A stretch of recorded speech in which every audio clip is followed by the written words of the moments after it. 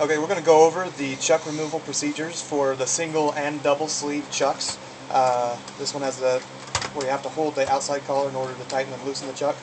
Single sleeve is easier. We're going to start with that one. This one actually has the chuck screw stuck in it, but we're going to replace that, so we're not going to worry about it. We are assuming that your chuck is bad on this one. If you need to save your chuck, just go ahead and tighten an Allen wrench inside of it and then do the same type of procedure. We're going to set this over the edge of the bench. We're going to grip the handle nice and tight and secure it there, and then we're just going to grab the chuck with the pair of channel locks here and then bust that chuck screw off. We're going off counterclockwise because it's a normal threaded chuck. Well, I didn't tighten it all the way up good. The chuck will need to open all the way so it's locked there. Just bring that down in. Push down really hard on it.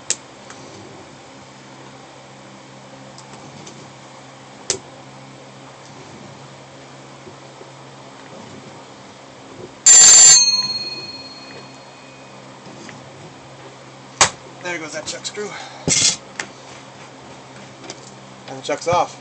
Now you usually can just take a regular pair of pliers, grab onto the end of that. If you need to, Dremel a slot in the end of it so you can take it out with a flathead screwdriver. That is reverse thread, so you'll need to go clockwise on that one. The double sleeve chucks are a little more difficult. A lot of times you have to use a T20. Sometimes you can use a flathead to remove the chuck screw. Since this one's still good, we'll go ahead and remove it. Nope. Chuck's not open all the way.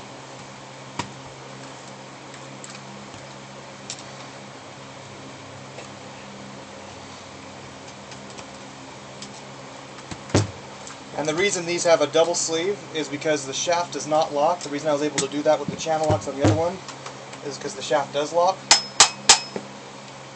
So what we're going to do here is take our Allen wrench, tighten it into the chuck, make sure it's nice and tight. Again, we're setting it over the edge of the bench.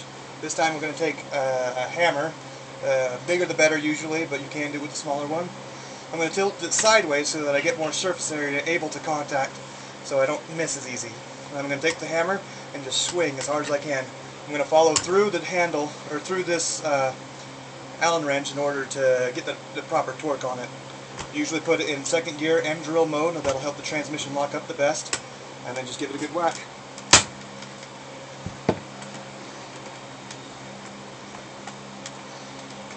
And there we have it. That's the chuck removal techniques for the single and double sleeve chucks.